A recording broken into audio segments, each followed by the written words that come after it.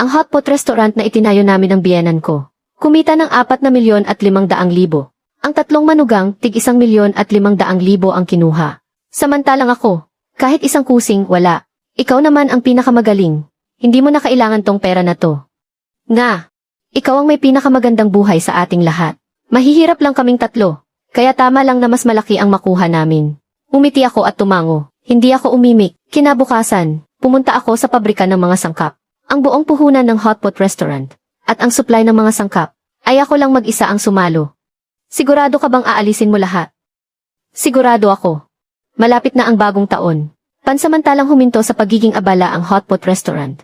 Ang pamilya Su ay nakaupo sa paligid. Nang kumukulong hotpot, ang biyenan kong si Susan Bang ay nakaupo sa kabisera. May hawak na baso ng alak. Namumula ang kanyang mukha sa saya. Ang kita ng hotpot restaurant ngayong taon ay umabot ng 4,500,000. Hindi natin to makukuha kung hindi dahil sa pagsisikap ng lahat. At alam niyo namang hindi ako kuripot. Ngayon, maghahati-hati tayo sa pera. Ang panganay kong bayaw at ang pangalawa kong bayaw ay nagningning ang mga mata. Atat na sila.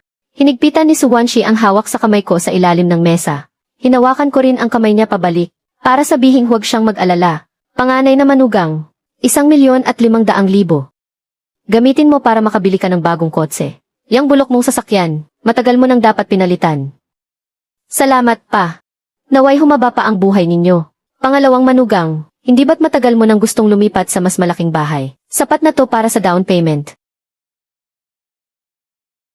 Dad, kayo na po ang aking tagapagligtas. Ang ambiyansa sa hapagkainan ay kasing saya ng Pasko. Ang natitira na lang ay ang pangatlong card. Lahat ng mga mata ay nakatingin sa mukha ko. Medyo pinagpapawisan ang palad ko. Sa harap ng lahat, nilagpasan ako ni Susan Bang at ibinigay ito sa isang lalaking pilit na nakangiti sa tabi niya. Iyon ang dating asawa ng bunsong anak niyang si Suwani. 2 taon nang hiwalay. Nabalitaan niyang yumaman si Susan Bang, kaya kumapal ang mukha niyang bumalik. Xiao Wang, itong 1,250,000 ay para sa'yo. Makipagbalikan ka kay Wani, at mamuhay kayo ng maayos. Dad, huwag po kayong mag-alala. Sa pagkakataong ito, nangangako akong hindi na ako magsusugal. Magsasama kami ni Wani ng maayos. Mabuti. Dahil lang sa sinabi mo, alam kong hindi ako nagkamali ng tiwala sa'yo. Nakaupo ako sa isang sulok, hindi ko man lang nagalaw ang mga kubyerto sa harap ko. Walang tumitingin sa akin, at walang kumakausap sa akin. 3 card, 4,250,000. Naipamigay na lahat, nakaupo sa tabi ko ang asawa kong si Suwanshi. Malungkot din ang ekspresyon ng kanyang mukha. Dad, tumawag siya. Lumingon si Susan Bang at sinulyapan siya. Pagkatapos ay tumingin sa akin. Magagaling naman kayong mag-asawa. Hindi nyo kailangan itong kakarampot na pera. Hindi ba't mayabang si Linkson? Itong kakarampot kong pera, papansinin nyo pa ba? Nga. Napakagaling kaya ni Bayaw. Hindi tulad nating mahihirap. Nga. Dapat magparaya yung mga mas may kaya. Hinila ni Suwanshi ang kamay ko sa ilalim ng mesa. Pinisil niya ng mahigpit. Natatakot siyang magalit ako. Natatakot siyang sirain ko ang kapayapaan sa bahay na to. Natatakot siyang ipahiya ko siya. Hindi ako nagalit. Kinuha ko ang baso sa harap ko at tinungga. Busog na ako. Ano naman kung may kakayahan ako? Talo pa rin pala ako ng isang hiwalay sa asawa. Tinulak ko ang pinto ng private room. Pumasok ang malamig na hangin mula sa pasilyo. Hinabol ako ni Suwanshi. Linkson, anong ginagawa mo? Sino nang pinagsusungitan mo? Hinati lahat ng tatay mo ang 4,500,000. Ni 5, wala siyang binigay sa akin. Di ba sinabi na niya? Hindi naman natin kailangan ang perang iyon.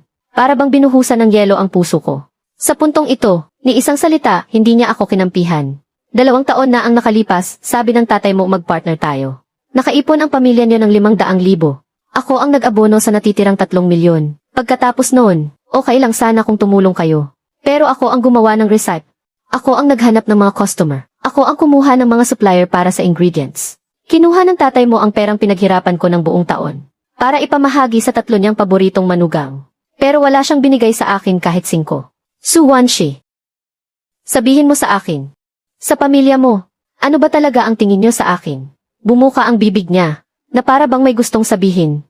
Pero sa huli, ito lang ang nasabi niya. Wala namang masamang intensyon si Papa. Makaluma na talaga ang pag-iisip niya.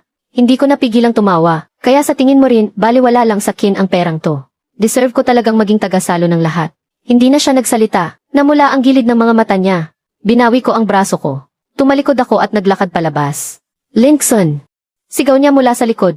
Hindi ako lumingon. Paglabas ko ng hotpot restaurant, napakalamig ng hangin ng gabi. Huminga ako ng malalim, pakiramdam ko'y napuno ng yelo ang aking baga.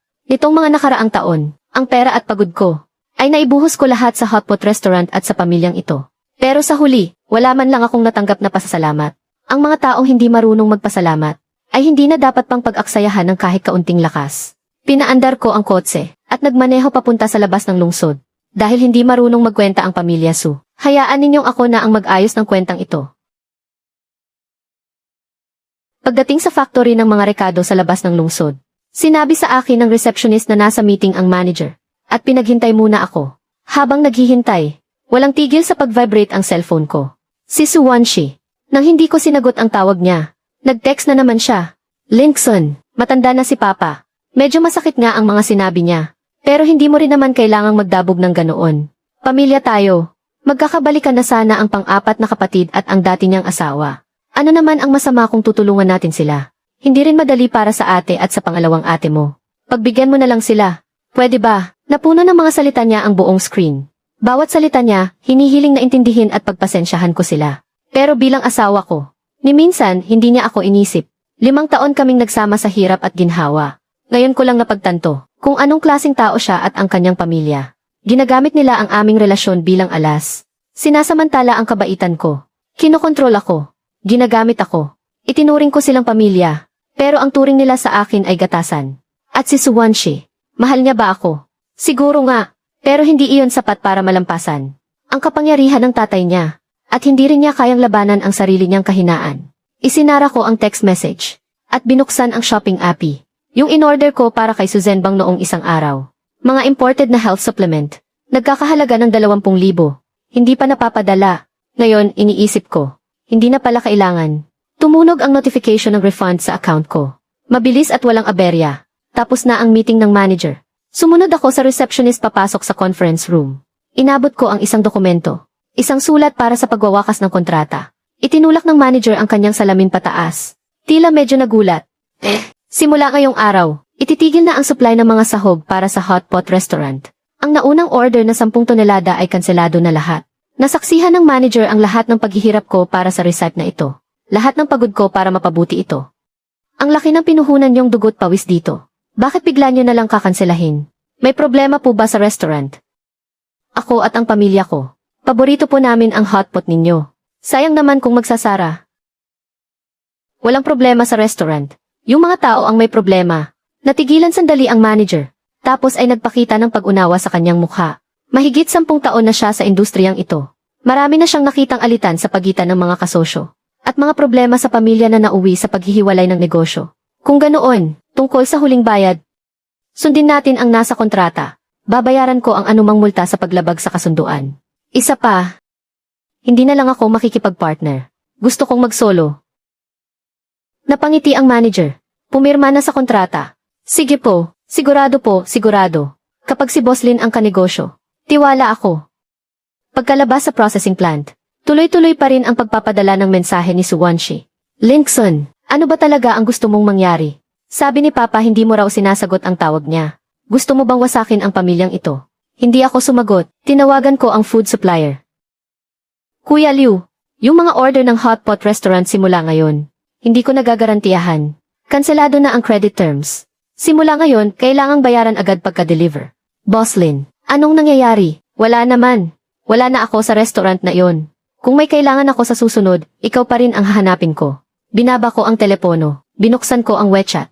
Sa mahigit 800 group chat ng mga dati kong customer, nagpadala ako ng isang mensahe. Sa lahat ng aking mga kaibigan, nais kong ipaalam na umalis na ako sa dati kong hotpot restaurant. Hindi na ako responsable sa anumang bagay na may kinalaman sa shop na iyon. Kasalukuyang naghahanda para sa bagong shop. Ibabalita ko na lang sa inyo sa mga susunod na araw. Salamat sa inyong patuloy na suporta. Wala pang 1 minuto matapos maipadala ang mensahe. Nagkagulo na agad ang grupo. Boslin, saan ka pupunta? Kung wala ang signature bice mo, matatawag pa ba itong hotpot? Hihintayin namin ang pagbubukas ng bago mong shop. Siguradong pupunta kami para suportahan ka. Hindi ako sumagot. Umalis ako sa group chat. Sa pampublikong account ng hotpot restaurant, mayroon pa akong iniwang 1,860,000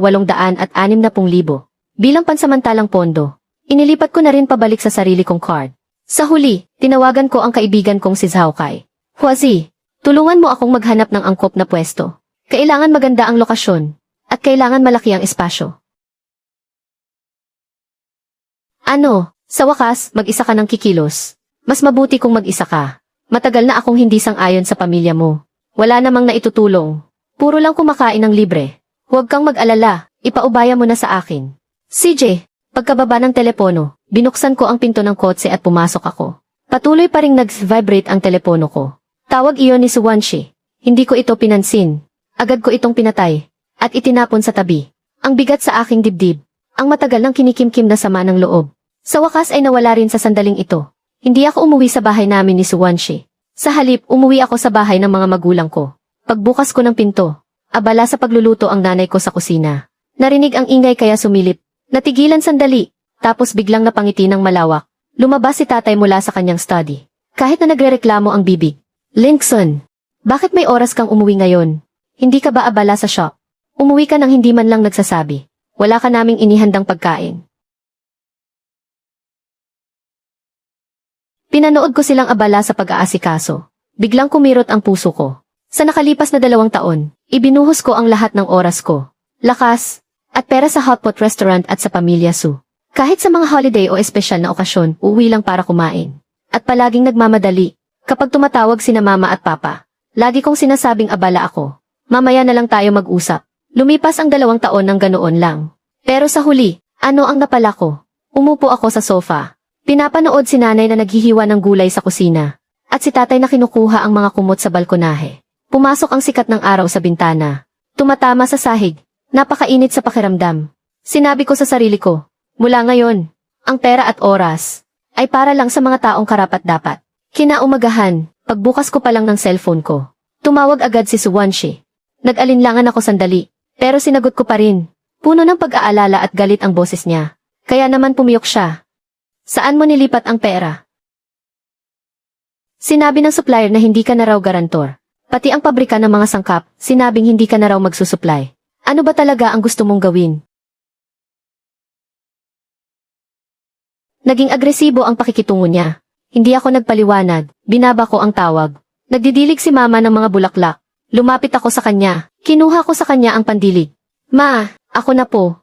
CJ, sige, igagawa ka ni mama ng pumpkin pancake. Umupo ako sa harap ng mga rosas. Tumutulo ang mga patak ng tubig sa mga talulot. Tila hinuhugasan nito ang kaba sa dibdib ko. Katatapos lang naming mananghalian. Tumunog ang doorbell. Si mama ang nagbukas ng pinto. Linkson, lumabas ka dyan. Tumayo ako, at hinarap siya. Ano ba talaga ang gusto mo? Pinutol mo ang pondo. Wala na rin yung mga sangkap. Lahat ng supplier, cash ang hinihingi. Paano patatakbo ang shop niyan? Kung hindi na kayang ituloy, edi wag na. Anong sabi mo? Pinaghirapan yan ng tatay ko. Gusto mo bang sirain ang buong pamilya namin? Hindi ko mapigilang mapangisi. Pinaghirapan. Ang totoong pinaghirapan ay hindi binabaliwala sa araw-araw. At lilitaw lang kapag oras na ng hatsian ng pera.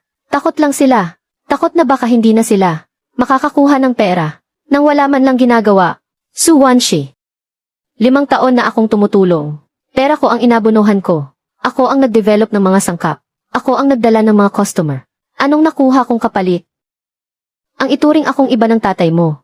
Ate mo ang gumawa sa aking katatawanan. Ikaw ang gumawa sa aking tanga. Tama na ang tulong ko. CJ, Linkson, huwag kang mag-alala, kahit wala ka. Kaya pa rin ang pamilya naming ituloy ang negosyo. Magsisisi ka balang araw. Lumabas sina nanay at tatay mula sa bahay. May pag-aalala sa kanilang mga mata. Ano man ang mangyari, sinusuportahan ka namin ng mga magulang mo. Humigop ako ng mabangong tsaa. Ang bigat sa aking dibdib ay napawi dahil sa suporta ng aking mga mahal sa buhay. Tumunog na naman ang cellphone ko. Linkson, nakahanap ako ng 3 pwesto para sa iyo. Magaganda ang lokasyon. Kailan ka may oras na tingnan? Kung kailangan mo ng tao para sa bagong tindahan, magsabi ka lang. Makakatulong kami ng nanay mo. Kung kulang ang pera, mayroon pa tayong ipon sa bahay. Pagsisisi. Ang tanging pinagsisisihan ko ay hindi ko ito ginawa ng mas maaga. Sa sumunod na kalahating buwan, naging abala ako sa pag-aasikaso ng bagong tindahan. Yung mga pwestong tiningnan ni Zhao Kai. Napili ko na. Isang lugar na 4 na kanto ang layo mula sa lumang tindahan. 140 metro kwadrado. Kumpleto ang gamit sa kusina. Ang bentilasyon at tambutso ay pasado sa pamantayan. Sabi ng mga dating customer. Ang tindahan ni Suzanne Bang. Nagpalit daw ng bagong sahog para sa hotpot. Hindi na raw katulad ng dati ang lasa. Dagdag pa sa kanilang mga sangkap. Nagtitipid sila sa gastos. May isang customer na nagreklamo. Nakakain daw siya ng panis na shrimp paste. Paunti ng paunti ang mga customer araw-araw. Araw-araw silang nalulugi. Hindi ko maiwasang mapabuntong hininga. May karma talaga sa mundo. Noong ako pa ang namamahala, hindi ako nang hinayang sa gastos. Ang karne ng baka at tupa na ginagamit ko ay laging bagong katay at pinakasariwa sa araw na iyon. Ang mga gulay at kabute ay napag-usapan ko na rin sa mga supplier. Direktang kinukuha mula sa mga magsasaka. Mga produktong walang pesticide. Hindi sila katulad ko na handang gumastos ng malaki. Kaya naman hindi nila mapanatili ang mga customer. Pero ang mga problema nila ay wala nang kinalaman sa akin. Pumirma na ako ng kontrata. Nagbayad ng down payment. At kumuha na rin ng construction team para simulan ang renovation. Sa umaga, pumupunta ako sa hardware store para pumili ng mga materyales. Sa gabi, kinakausap ko ang designer tungkol sa plano. Abala, pero panatag ang loob ko. Kapag hindi ako abala, nasa bahay lang ako para samahan ang mga magulang ko. Sinasamahan ko si mama sa palengke para mamili. Sinasamahan ko si papa na mag-chess. Pagkatapos ng hapunan, kaming tatlo. Naupo sa sofa para manood ng TV. Nag-uusap-usap lang ng kung ano-ano. Inaya ako ni Zhao Kai na mangisda ng 2 beses. Sa tabi ng dam. Malamig at presko ang hangin. Kaunti lang ang nahuli naming isda. Pero nakapag-relax talaga ako ng husto. Lumipas pa ang kalahating buwan. Habang dinidiligan ko ang mga rosa sa hardin, narinig ko ang malalakas na katok at sipa sa pinto. Binuksan ko ang pinto. Nakatayo sa labas ang buong pamilya Su. Ang panganay na kapatid ni Suwanshi, si Suwan Yu. Ang pangalawang ate, si Suwan Ki. Ang bunsong kapatid, si Suwan Ni. Pati na rin ang kani-kanilang mga asawa. At si Suwanshi. Isang malaking grupo ng mga tao. Para silang mananalakay ng bahay. Linkson, bayaran mo kami. Araw-araw, libo-libo ang nalulugi sa restaurant. Umalis na lahat ng customer. Ikaw ang may gawa ng lahat ng ito. Ako ang may gawa. Mula noong umalis ako. May ginalaw ba ako sa inyo kahit katiting? Tigilan mo na ang satsat. Ibigay mo ang receipt ng hotpot base. Yung base na iyon ang pinaka-importante sa restaurant. Hindi mo iyon pwedeng kunin. Noong una, noon ang sinabi kong develop natin to ng magkasama. Tumanggi kayo. Tapos ngayon gusto nyo. Huli na. Nakasulat sa kontrata na sa akin ang intellectual property ng receipt. Pagkatapos ng partnership natin, hindi nyo na pwedeng gamitin yon. Kahit na sayo pa ang receipt. Sinabi mo noon na nag-invest ka ng 3 milyon. Sa tingin ko, niloloko mo lang kami. Inilabas ko ang cellphone ko. At ipinakita ang mga katibayan ng pagbabayad noon. Isa-isa. Bayad sa renovation, 1,200,000 piso. Bayad sa equipment, 800,000 piso. Paunang bayad sa operations, 600,000 piso. Pondo para sa mga sangkap, 400,000 piso. Mga bank statement, mga transaction record, mga kasunduan sa utang, mga resibo. Meron ako niyan lahat. Sa harap ng mga ebidensyang nakasulat, naging walang silbi at saysay ang kanilang mga argumento. Itinago ko ang cellphone ko. Paalisin ko na sana sila. Nang mataranta ang ex-husband ng pang-apat na si Suwani. CJ, kung ganon, ibalik mo ang pera na in-invest namin noon. Nag-ambag pa naman kami ng malaking halaga noon. Binigyan kayo ni Suzanne Bang ng tig-1.2 milyon. Na may kabuang 4.2 milyon. Kung ibabawas ang 500,000 ninyong ambag, bawat isa sa inyo, may utang pa kayo sa akin na higit 1 milyon. Tapos ako pa ang hihingan nyo ng pera. Bago ang lahat, yung mga kinuha nyo sa amin. Isukan nyo muna bago tayo mag-usap. Nakatayo si Suwanshi sa likuran ng lahat. Namumula ang mga mata niya. Linkson. Parang awa mo na, bigyan mo kami ng tatay ko ng pagkakataong mabuhay. Bumalik ka na para tulungan kami. Walang issue dito kung bibigyan kayo ng pagkakataon o hindi. Dalawa lang yan, ayusin nyo ang pagpapatakbo ng tindahan nyo.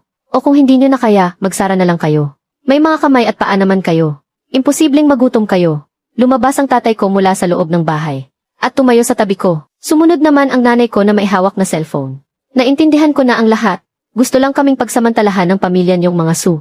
Kung hindi pa kayo aalis, tatawag ako ng pulis. Isusumbong ko kayo sa salang trespassing. Humarang ang tatay ko sa harapan ko. Nagkatinginan ang grupo ng mga tao. Nagkatinginan sila. Linkson. Humanda ka sa akin. Hinila niya si Suwanyu palabas. Ang iba naman ay sumunod na parang basang sisiw. Nagsara ang gate ng bakuran. Muling nanumbalik ang katahimikan sa bahay na ito. Araw-araw may pagbabago sa renovation ng bagong tindahan. Muli akong nakipag-ugnayan sa manager ng pabrika ng mga sauce. Ibinigay ko sa kanya ang pinahusay na resipe para sa produksyon.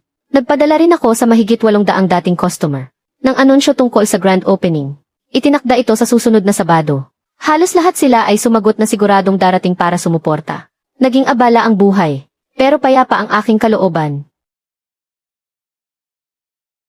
Nang hapong iyon, nakatanggap ako ng isang tawag na matagal ko nang hindi natatanggap. Si Susan Bang ang tumawag. Linson Model. Hayop ka, gusto mo ba kaming ipahamak? Inaagaw mo ang negosyo ko. Kinuha mo lahat ng customer ko. Sinasabi ko sa'yo, isara mo na yung walang kwenta mong tindahan. Ibalik mo ang receipt at ang mga customer. Sana hindi ko na lang hinayaang pakasalan ka ni Wanshi. Kung saan ko itatayo ang tindahan ko. Kalayaan ko iyon. Kung hindi ka makapapayag, pwede mo ring galingan sa tindahan mo para malampasan ako. At isa pa, sinasabi mong inaagaw ko ang negosyo mo. Ang mga customer mo ba, ikaw ang nagdala. Nagpapakita ka lang kapag hatian na ng pera. Isa pa, sa mga nakaraang taon, ano bang naibigay sa akin ng pamilya Suninyo? Ako ang nag-abono ng pera. Ako ang gumawa ng receipt. Ako ang naghanap ng mga customer. Kumuha kayo ng 4,500,000 share sa kita. Wala kayong binigay sa akin ni isang kusing. Susan Bang. Itanong mo sa konsensya mo. Sino ba talaga ang walang konsensya? Binaba niya ang tawag. Inilagay ko ang cellphone sa mesa. Umiling ako. May mga tao talaga na hindi aaminin na sila ang mali. Palapit na ng palapit ang araw ng opening. Naging abala sina mama at papa. Tinutulungan akong maghanda ng mga bulaklak para sa opening. Mga regalo. Sinabi rin ni Zhao kaya na mag-aaya siya ng barkada niya para sumuporta sa akin. Naging maayos naman ang takbo ng mga araw. Hanggang isang gabi bago ang opening, nakatanggap ako ng text mula kay Suwanshi. Linkson, magkita tayo. Sa dati nating kapihan. Nag-isip ako sandali. Sumagot ako ng isang salita. CJ, sa loob ng coffee shop. Nakaupo siya sa isang sulok. Linkson, dumating ka na. Yung restaurant, malulugi na. Simula nang umalis ka, palaki ng palaki ang lugi. Yung mga bayaw ko mula sa parte nila, kumuha ng pera para ipantapal sandali. Pero bandang huli, ayaw na nilang maglabas. Ngayon, sa account ng restaurant, halos wala nang pambili kahit ng mga gulay. At saka, nalaman naming may kidney failure si Papa. Kailangan niyang magdialysis. Kailangan ng malaking pera. Hindi ba't naghati kayo sa 4,500,000? Kung pagsasama-samahin ninyo, sapat na iyon. Yung panganay kong bayaw bumili ng kotse. Yung pangalawang bayaw ko nag-down payment para sa bahay. Ayaw nilang ibenta. Yung ex-asawa ng bunso, dinala yung pera at isinugal. Hindi na namin mahanap. Linkson, nagmamakaawa ako sa'yo. Tulungan mo ang pamilya namin. Isipin mo na lang na inutang ko sa'yo. Pwede ba? Nang makita niyang tahimik lang ako, itinulak niya ang upuan at akmang luluhod. Inabot ko siya para alalayan. Muling nagkaroon ng pag-asa sa mga mata niya. Suwanshi. Mag-divorce na tayo. Nang masabi ang salitang divorce, wala nang bawian. Natigilan si Suwanshi. Hindi siya makapaniwalang tumingin sa akin. May mga luha pa sa kanyang mukha. Anong sabi mo? Divorce. Tumango ako. Ang mukha niya inamutla at pagkatapos ay sobrang namula. Nagsimulang manginig ang mga labi niya. Bakit? Biglang tumaas ang boses niya. Linkson. Dahil lang hindi ka binigyan ng pera ng tatay ko. Ang pinagsamahan natin ng maraming taon. Mas mahalaga pa ba yan kaysa sa konting pera? Napatingin ang ilang customer sa kapihan. Hindi dahil sa pera. Suwanshi, tiningnan ko siya, nakaramdam ako ng lungkot. Noong naghati ng pera ang tatay mo, 4,500,000. Tig 1,500,000 ang tatlong manugang. Wala akong natanggap ni Kusing. At para sa'yo, baliwala lang sa kanya ang perang iyon. Noong pinagtatawanan ako ng ate mo, nakaupo ka lang sa tabi at hindi ka umimik. Noong pumunta ang buong pamilya mo sa bahay ko, para manggulo, nandoon ka, kasama nila. Suwanshi, kahit anong ibigay ko. Iniisip mong obligasyon ko lang ang lahat. Isa-isa kong sinabi. Ang kulay sa mukha niya, unti-unting nawala. Gusto niyang magpaliwanag. Ibubuka na sana niya ang bibig niya. Pero wala ni isang salitang lumabas. Matagal na nanginig ang mga labi niya. At isa lang ang naisatinig niya. Sorry. Alam kong nagkamali ako. Magbabago na ako. Bigyan mo pa ako ng isang pagkakataon. Umiling ako. Suwanshi, hindi mo pa rin naiintindihan. Hindi na tayo para sa isa't isa. Yumuko siya. Pumatak ang mga luha niya sa mesa. Sigurado ka na ba talagang gusto mong makipaghiwalay? Tumingin siya sa akin. Puno ng kalungkutan at pagsusumamo ang kanyang mga mata. Tumango ako. CJ, humanap ka ng tamang oras. Pumunta tayo sa munisipyo. Aalis na sana ako. Nang marinig ko mula sa likuran ang tunog ng silyang bumagsak. Nadula si Suwanshi mula sa kanyang upuan. At lumuhod sa sahig. Tumama ang mga tuhod niya sa baldosa. Nagdulot ito ng malakas na kalabog. Linkson, hindi mo maaaring gawin ito. Inagaw mo ang hotpot restaurant ni Papa. Tapos ngayong may sakit siya, makikipaghiwalay ka sa akin. Tao ka pa ba? Lumingon ako, at nakita siyang nakaluhod sa sahig. Pakiramdam ko may kung ano sa puso ko. Ang biglang pumiga ng mahigpit, hindi dahil naawa ako, kundi dahil sa peghati. Ang babaeng ito na minsan kong isinumpa, na makakasama ko habang buhay. Sa huli, ang tanging alam niya lang ay isisi ang lahat ng mali. Sa akin. Ang pagluhod niyang iyon, ang tuluyang bumaligtad sa moralidad ng sitwasyon, na para bang ako paang, walang utang na loob, sumigaw siya sa mga tao sa paligid. Kayo na po ang humusga. Kinuha niya ang resipe at mga customer ng papa ko. Inagaw niya lahat. Na-ospital si Papa dahil sa sakit. At ngayon gusto niyang makipaghiwalay. Nagsimulang magbulungan ang mga tao sa paligid. Grabe naman ang lalaking iyan. Inagaw pa ang negosyo ng biyenan niya.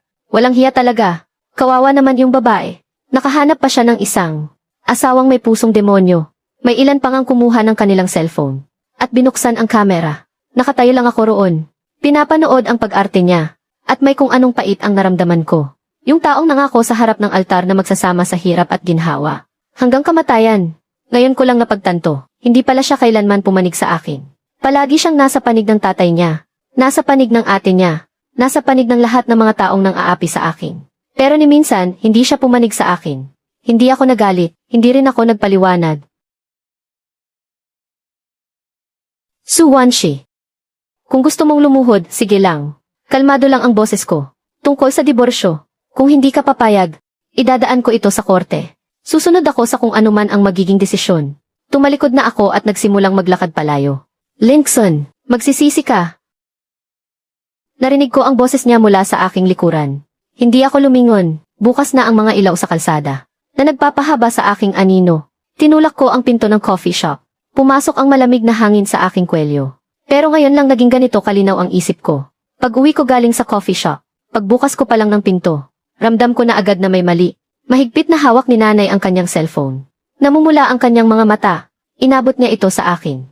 Linkson, tingnan mo. Puro tungkol sa'yo ang nasa internet. Nasa screen ang trending list ng isang video platform. Ang pamagat ng pangatlo ay, may-ari ng hotpot restaurant, inagaw ang negosyo ng biyenan. At pinipilit hiwalayan ang asawang may malubhang sakit. Pinindot ko ito para tingnan. Yung eksena kaninang hapon sa coffee shop. Nakaluhod si Suwanshi sa sahig habang umiiyak. In-edit nila, tinanggal halos lahat ng sinabi ko. Iniwan lang yung parte na nakatayo ako. At yung kuha na tumalikod ako at umalis. Ang background music ay isang malungkot na piyesa ng piano. Ang nakasulat sa caption ay, Gagong si Lin. Tinanggay ang resipe at mga kliyente ng kanyang biyenan. Dahilan para magkasakit ng malubha ang biyenan at walang perang pampagamot. Pinilit ang asawa na lumuhod sa publiko para makipaghiwalay. Umabot na sa mahigit 1 milyon ang views. Lahat ng komento sa comment section puro mura sa akin. Dapat talagang i-expose ang gagong iyan. Na-share na, para mas maraming makakita sa totoong kulay niya. Diyos ko, ang ganda pa naman ng serbisyo niya. Bakit ganito ang ugali niya? Narinig ko magbubukas ang bago niyang shop bukas. Tara, sama-sama nating suportahan siya. Habang tinitingnan ko ang mga komento sa screen, wala akong naramdamang galit. Sa halip, para sa akin, nakakatawa pa nga. Itong mga taong to, hindi man lang alam ang buong kwento. Hindi nila alam ang punot dulo. Pero nagmamadali silang pumili ng panig. Nagmamadaling mag-share. Nagmamadaling pumunta para suportahan ako. Hindi nila alam na sila ay mga kasangkapan lang na ginagamit ni Suwanshi. Sinagot ni Papa ang tawag. Pumasok siya galing sa balkonahe. Nangingitim ang mukha niya sa galit. Yung flower shop na pinag-orderan natin. Tumawag kanina, kinakansela daw ang order. Ayaw daw nilang makipagnegosyo sa'yo. Takot daw silang mabash ng mga netizen. Binuksan ko ang cellphone ko. Nagkagulo na naman sa group chat ng mga dati kong customer. Boss Lin, totoo po ba yung mga sinasabi online? Nakita po namin kung paano kayo magtrabaho. Naniniwala po kaming hindi kayo ganyang tao. Kailangan nyo pong linawin ang lahat. Paano kung maniwala ang mga hindi nakakakilala sa iyo? Nakatitig ako sa screen. Ang mga daliri ko ay nakahinto sa keyboard. Tinapik ni nanay ang balikat ko. Kung hindi mo alam isasagot, huwag mo munang sagutin. Lalabas din ang katotohanan. Tumango ako. Kakalabas ko lang sa WeChat. Nag-vibrate na naman ang phone ko. Tumawag si Zhao Kai. Nag-aalala ang boses niya. Linkson, nakita mo na ba ang live? Nag-live ang asawa ni Su Wanyu. Binuksan ko ang link. Ang panganay at pangalawang manugang ni Su Zhenbang. Nakaupo sa isang simpleng kwarto. Sa likod nila ay may nakasabit na puting tela. Nakasulat dito na donasyon para sa biyenan na si Su Zhenbang. Umiiyak ang panganay na manugang sa harap ng kamera. Mga mabubuting tao. Ang biyenan ko dahil sa manugang niyang si Linkson. Nawalan siya ng tindahan. Ngayon ay may malubha siyang sakit at nakahiga na lang sa bahay. Wala man lang kaming pampa-ospital. Nakikiusap kami na tulungan ninyo kami.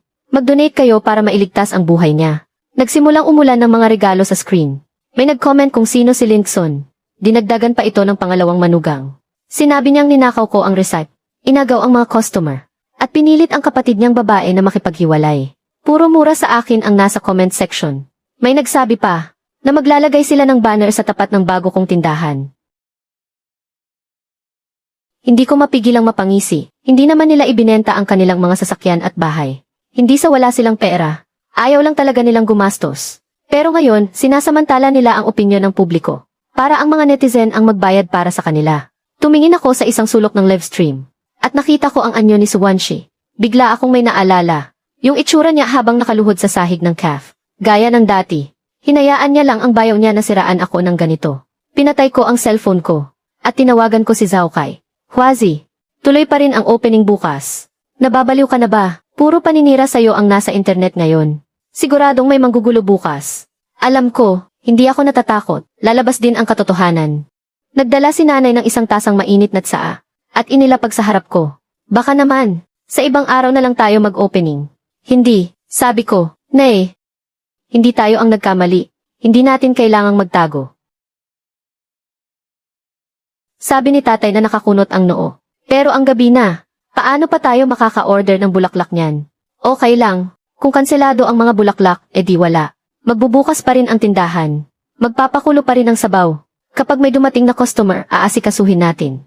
Hinawakan ni nanay ang kamay ko. Bukas sasamahan ka namin. Ano man ang mangyari, sabay-sabay nating haharapin. Tiningnan ko sila. Parang naninikip ang lalamunan ko. Sa mundong ito, ang mga totoong nananatili sa tabi ko. Ay sila lang pala. Kinuha ko ang tasa ng tsaa. At humigop ako. Mapait ang tsaa. Pero pagkatapos kong lunukin, may naiwang tamis sa bibig ko. Hindi pa sumisikat ang araw. Gising na ako. Pagdating sa shop, chinek ko ang mga gamit. Nagbriefing ako sa mga empleyado. Pumwesto ako sa front desk. Handa nang salubungin ang mga unang customer. Dinala ni Zhao Kai ang ilang mga kaibigan niya. Para magpakita ng suporta. Dumating din ang mga magulang ko. Tinulungan ako ni inay na magpunas ng mga mesa. Si itay naman nakatayo sa may pinto. Alas 10, unti-unti nang dumami ang tao. Dumating ang ilang dosenang mga suki. Pero mas marami pa ang mga nakikiusyoso. Mayroon ding mga reporter mula sa dalawang lokal na media. Idinikit nila ang mga mikropono sa bibig ko. Mr. Lin, ang mga kumakalat na balita tungkol sa inyo online nitong mga nakaraang araw. Totoo po ba ang lahat ng iyon? Lahat ng mga mata ay nakatuon sa akin. Magsasalita na sana ako.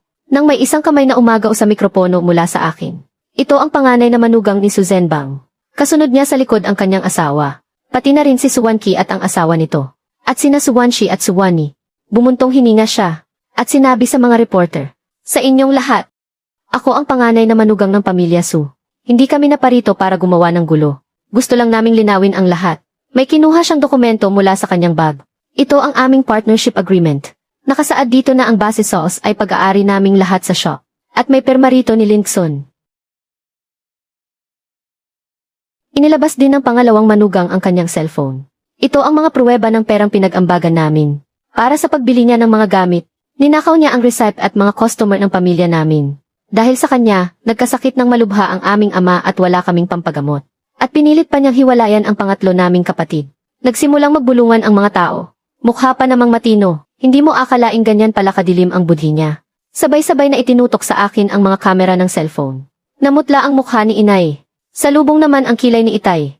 Si Zhao Kai at ang ilang kapatid niya ay sumiksik paharap. Para protektahan ako. Ngumisi si Su Wani. Isang ngiting mapanagumpay. Samantalang si Su Wanshi ay nagkukunwari. na nagpupunas ng luha sa isang sulok. Tumikhim ang panganay na manugang, at nilakasan ang boses niya. Nakita ninyong lahat, malinaw na malinaw ang ebidensya. Hinihiling namin na ipasara niya ang tindahan. Ibalik ang recipe, at magbayad ng danyos na 3 milyon. Sa kahiwalayan ang kapatid ko nang walang anumang makukuha. Lumabas din ang tunay nilang motibo. Talagang napakakapal ng mukha. Kinuha ko ang kasunduang iyon, at binuklat sa partikular na pahina. Nakasulat nga roon na ang technical recipe ay pag-aari ng parehong panig sa partnership. Pero hindi ako kinabahan. Kinikilala ko ang kasunduan. Pero ang pag-ambag ng teknolohiya ay hindi katumbas ng paglilipat ng teknolohiya. Ako ang nag-develop ng recipe, kaya sa akin ang intellectual property rights. Ang nakasulat sa kasunduan ay ang karapatan ng tindahan na gamitin ito. Hindi ang karapatang angkinin ito.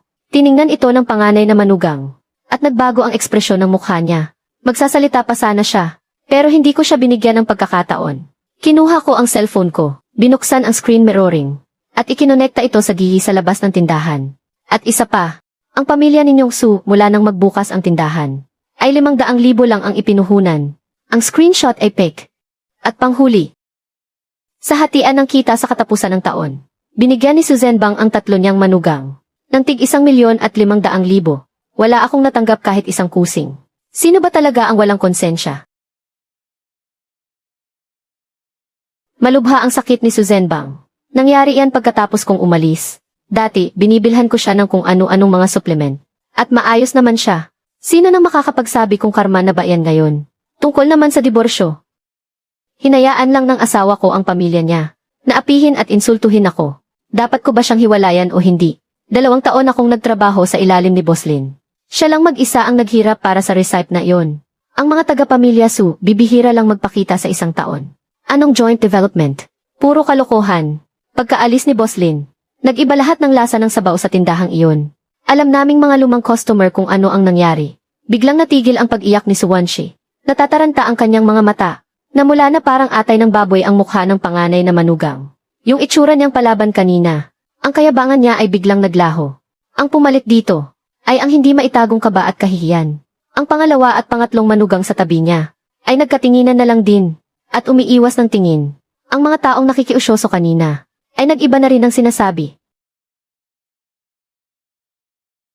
Kaya pala nag-iba ang lasa. Umalis na pala si Boslin. Ang pamilya Su, sobrang walang hiya. Pinaghirapan ng tao yung recipe. Tapos gusto pa nilang suluhin. Sa halagang 500,000, gusto na nilang makuha ang malaking parte. Tapos hindi pa nila binibigyan ng kita. Kawawa naman si Linkson sa ganyang asawa na punta. At ganyang biyenan. Sobrang malas talaga. Ang mga tingin ng paninisi at pagdududa ay parang mga karayom na tumutusok sa pamilya Su. Itinutok ng reporter ang mikropono sa panganay na manugang.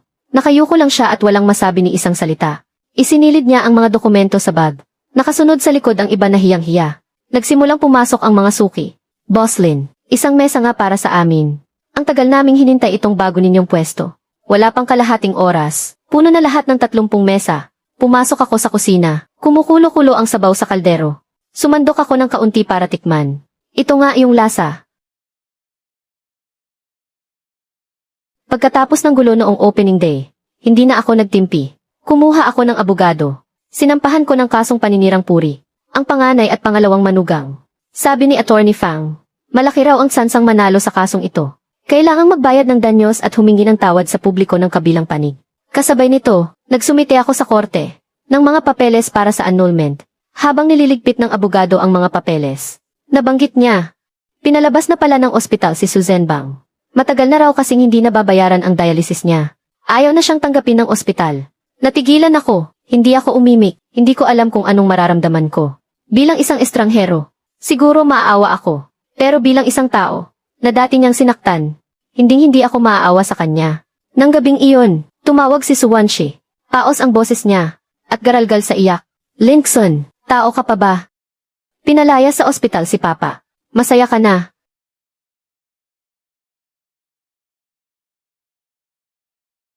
Pinalayas ang tatay mo. Dahil hindi kayo makapagbayad. Anong kinalaman yan sa akin? Anong walang kinalaman? Kung hindi mo lang dinemanda ang bayaw ko, matagal na sanang naipon ang pera. Pinipilit mo lang kami.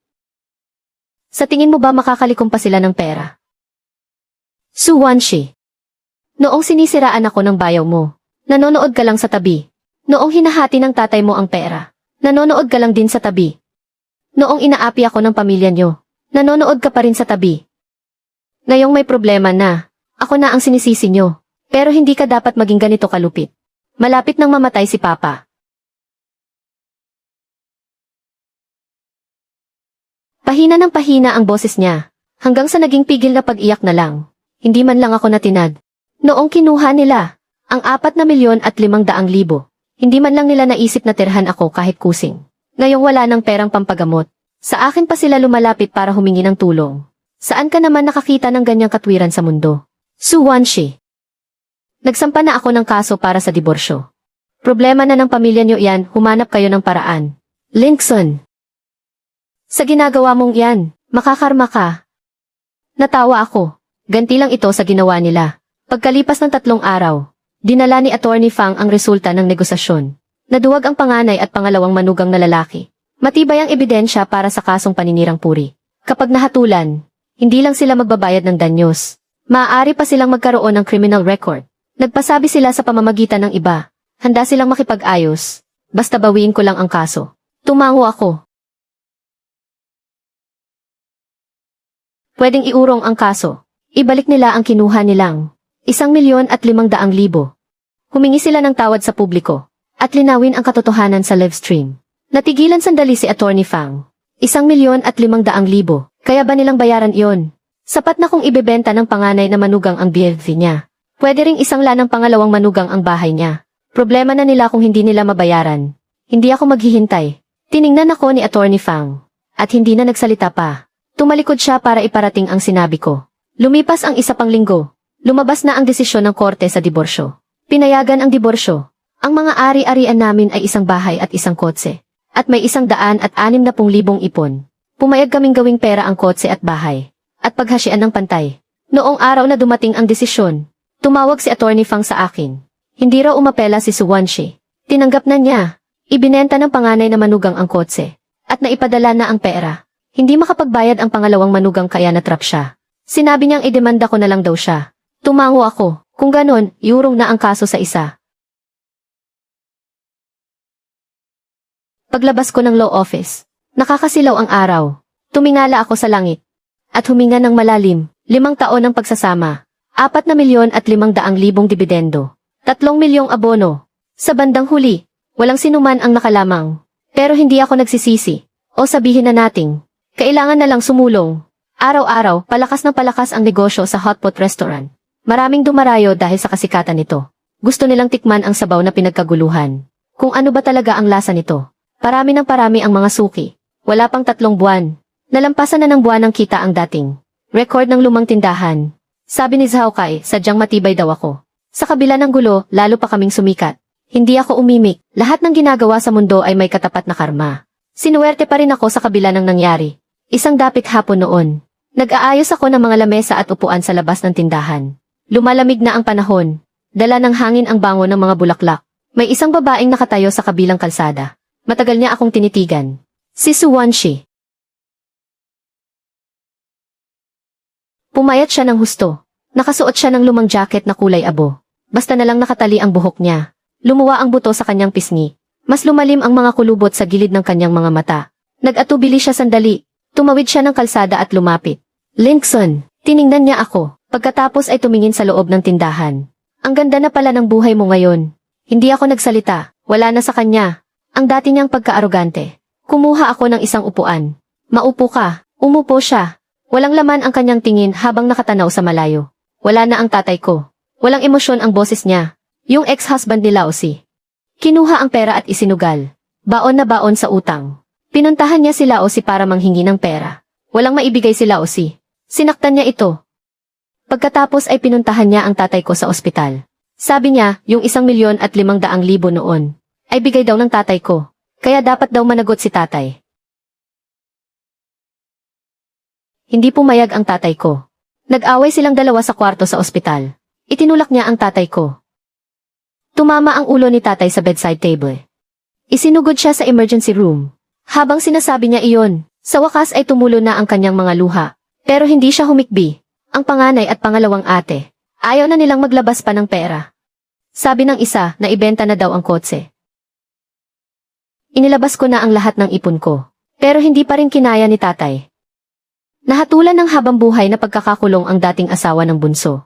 Nabaliw na rin ang bunso. Maghapon lang siyang nasa bahay, hindi lumalabas. Natahimik ako. Hindi ko alam kung anong sasabihin.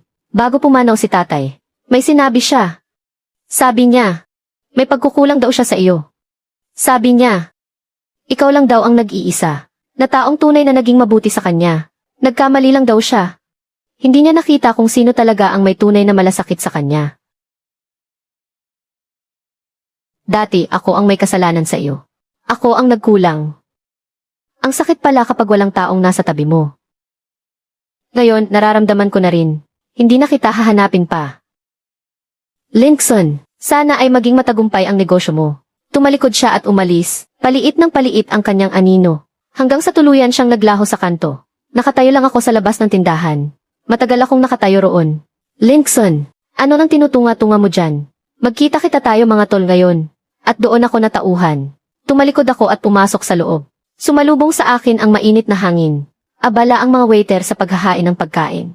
Nagtatawanan ang mga customer habang hawak ang kanilang baso. Kumakain ng masarap at maanghang na tuwalya ng baka. Sabay inom ng malamig na beer. Lahat ng mga nangyari sa nakaraan ay parang bulang nawala sa isipan. Ganito lang talaga ang buhay. Araw-araw lang ang pagdaan. At hindi na ito maulit kahit sino pa ang magsisi. Magpatuloy ka lang. Huwag ka nang lumingon pa.